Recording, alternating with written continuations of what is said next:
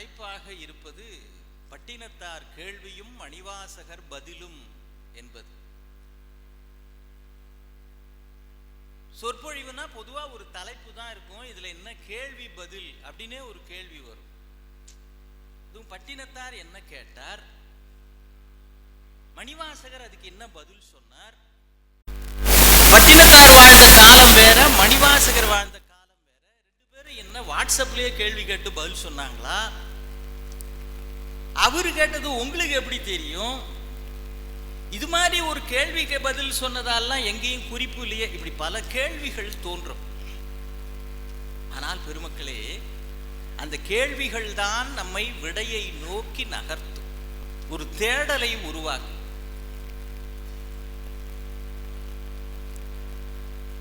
ஒவ்வொரு மனுஷங்களுக்கும் வாழ்க்கையில 2 நாள் மிக முக்கியமான நாள்.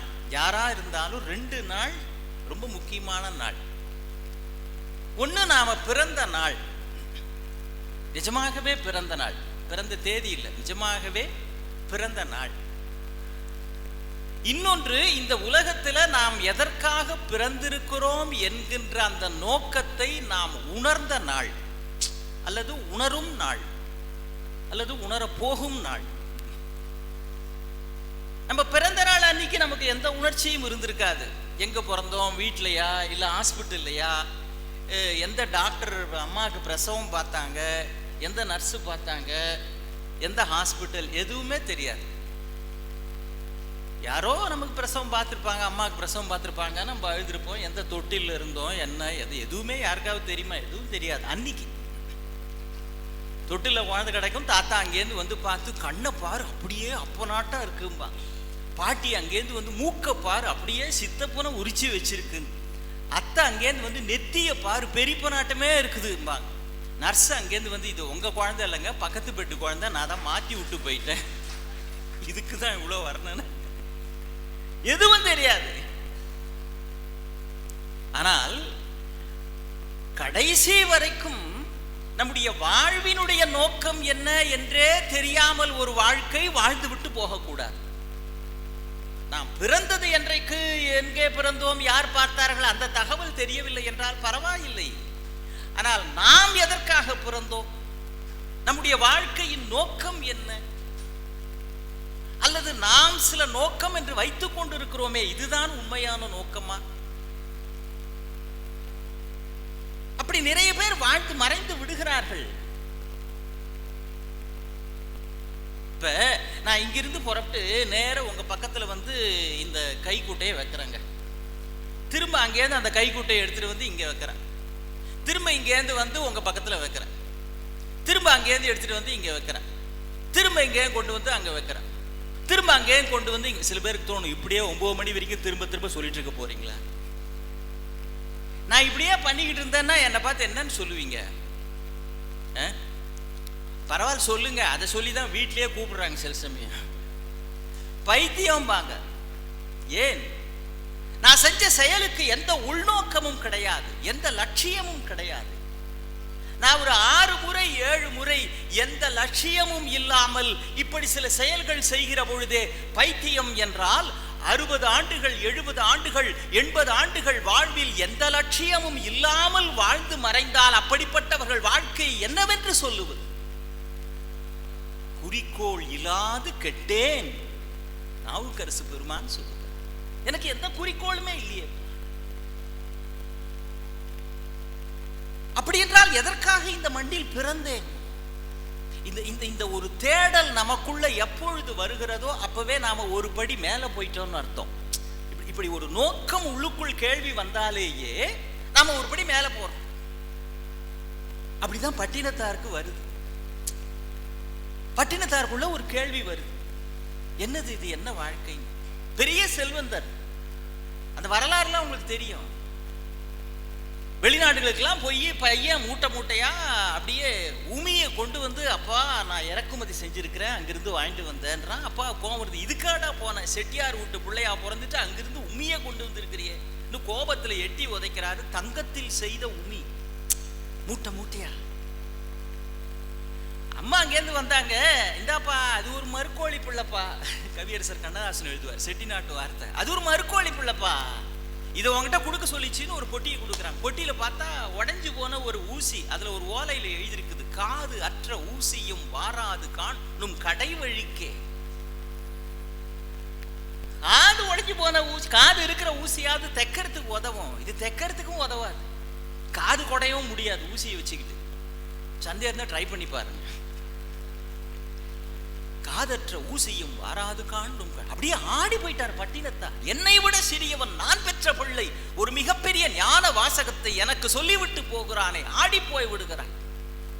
ஒரு வினாடியில எல்லாத்தையும் தூக்கி போட்டு போறார். இப்பொழுது அவருக்குள்ளே ஒரு தேடல் வருகிறது. அப்படின்னா அப்படின்னா அப்ப இந்த உலகத்துல நாம இந்த அவர் பிறப்பு எடுத்ததுக்கு என்ன நோக்கம்?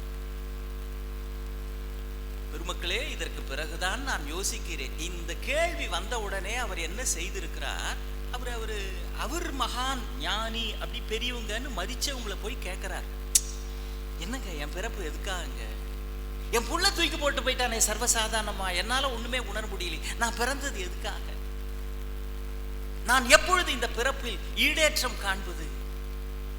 அந்த பெரியவர் சொல்லுகிறார், சொல்லி இருக்க வேண்டும், இதே மாதிரி உனக்கு முன்னால நிறைய பேருக்கு தோணி இருக்குது. அவங்களுடைய வரலாறுகளை எல்லாம் எடுத்து நீ படிச்சு பார்த்த அப்படின்னா அவர்கள் எப்படி தங்கள் பிறப்பின் நோக்கத்தை உணர்ந்தார்களோ, உய்வடைந்தார்களோ, அதே மாதிரி நீ செஞ்சினா நீயும் உய்வடையலாம், முயற்சி பண்ணிப்பார். அப்படிதான் சொல்லியிருக்கணும். இது நல்ல வழியா இருக்குது. பெரியவங்க காட்டின வழியில அப்படியே போறது ரொம்ப சுலபம். சரி, அது மாதிரி செய்வோம் அப்படின்னு சேக்கிழாருடைய பெரிய புராணத்தை எடுத்து புரட்டி பார்க்கிறார். சில வரலாறுகளை படிக்கிறார். படித்து பதறி போய் உருகி போய் நமக்கும் இதுக்கும் ஒரு நாள் ஒத்து வராதுன்னு பெரிய புராணத்தை மூடி வச்சிருக்கார். ஏன்னா அவர் படிச்ச வரலாறு அந்த மாதிரி. 63 நாயன்மார்களுடைய அருள் வரலாறுகளை படித்து பார்க்கிற பட்டினத்தடிகள் சில வரலாறுகளை படித்த உடனேயே நேர சிவபெருமான்கிட்ட போய் ஒரு முன்ஜாமீன் வாங்குறாரு. பாரு, ஏதோ சில அடியார்கள் பற்றிலாம் நான் படித்தேன், நீ ஆட்கொண்ட அப்படின்றதெல்லாம் அதில் போட்டிருக்கிறாரு. சேக்கிழார்னு ஒரு பெரியவர், அவரே ஒரு உன்னால் ஆட்கொள்ளப்பட்டவர் தான், நீ தான் அடி எடுத்து கொடுத்தியான் உலகலாம்னு பாடுறதுக்கு. தபா, நான் அப்படிலாம் கிடையாது, முன்னாடியே சொல்லிடுறேன். நான் முயற்சி கூட பண்ணி பார்த்தேன்.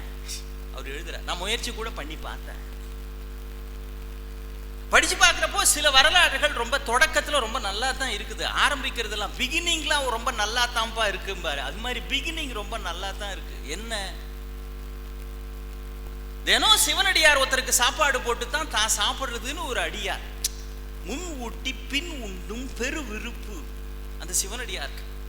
63 நாயன்மார்கள் யாராவது ஒரு சிவனடியாருக்கு சாப்பாடு போட்டு அப்புறமா நாம சாப்பிடலாம் தினம். இதுதான் அவர் மேற்கொண்ட கொள்கை. முன் ஊட்டி பின் உண்ணும் பெரு விருப்புன்னு ஒரு வார்த்தை போட்டார். அது என்ன பெரு விருப்பு?